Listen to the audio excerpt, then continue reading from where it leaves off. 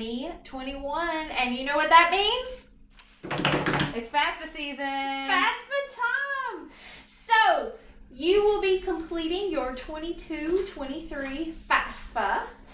You're going to want to go to FAFSA.gov to begin this application process. Now, there's a few things you're going to need, and we're going to walk you through those steps today. All right? You're going to need a FAFSA ID for both you and your parents. You're going to need to know your Social Security number as well as your parents. You're also going to need a copy of the 2020 taxes that both you filed, if you did work in 2020, and that your parents filed if they worked in 2020.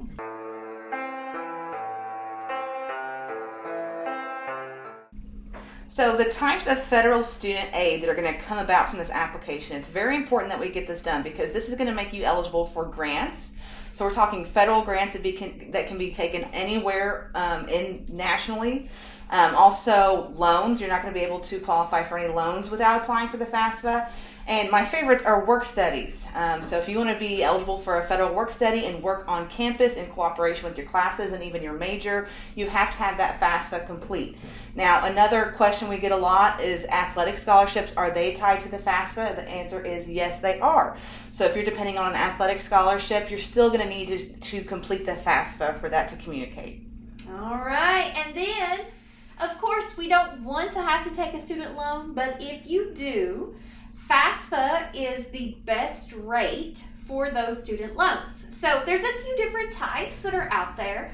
There is the direct subsidized loan, and then there is the direct unsubsidized loan. So the difference between the two is the subsidized loan is paid interest. So the interest on the loan while you're in college is paid by the federal government, versus the unsubsidized loan, which the interest is not paid while you're in college by the federal government. So you are responsible for that interest payment. And then, of course, the third option we have is the Parent Plus loan, where your parents can take out a student loan on your behalf. So when we're looking at rates of federal loans, those do different. So we were just reviewing the different kinds. So when we're talking about the direct subsidized loans and direct unsubsidized loans, the fixed interest rate is about 2.75%.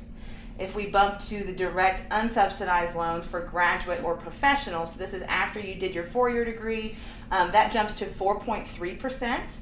If we're looking at that Parent Direct Plus loan, or if you are an adult in the future and you are looking at that, that jumps to 5.3%. So pretty much every leg of the race is going to get a little higher, but for our undergraduate freshman students, that's 2.75%. All right, now the FAFSA application process. So first step is you are going to complete the FAFSA, and you are going to sign that FAFSA with your FSA ID. That is like your electronic signature. Both you will sign and a parent. Then in the second step, the FAFSA will be processed. And once that FAFSA is processed, you're going to get an SAR, or a student aid report. And the college that you put on your FAFSA, and you can list up to 10 colleges, they will receive that information. Step 3, the colleges are going to review that SAR, that student aid report, and start creating a student award package. And that is individualized for you based on all the scholarships, grants, loans, anything that college is going to give you. And in step 4, you will receive that student aid report from the college, the student award letter, in the mail or via email based on what you put on your FAFSA or your college application. So looking at basic eligibility requirements, the student also, so that's you, the student also needs to have a high school diploma or general education development certificate. So they're going to be asking for your transcript when you're looking at these colleges, so it's important that we have completed high school or have a GED. You're going to need your Social Security number. We have mentioned that, but we cannot stress it enough. Status of U.S. citizenship or to be an eligible non-citizen. Registered with the Selective Service, that is exclusive to our male students. Students also need to be enrolled or accepted for enrollment in an eligible program. So it's important, they can offer you money, but unless you're going to college, you're not going to have access to those funds.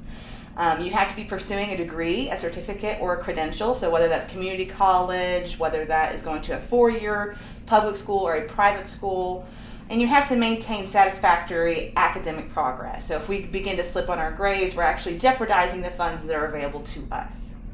Now, dependency status. Whose information do I use on the FAFSA? Who's a parent, who's not a parent? Well, in that scenario, if you are over the age of 24, if you have a child, if you're married, if you're a veteran in the military, okay, in those scenarios you are considered an independent student. You would just use your information. But there's a few other scenarios that fits into, and those include if you are in a legal guardianship, okay, so someone other than your biological or adopted parents have custody of you, okay? So that could be an aunt, an uncle, that could be an older brother, that could be a grandparent, that could also be a foster parent, okay? If any of those people have custody of you, if you're a legal guardianship, then you just use your information and nobody else's.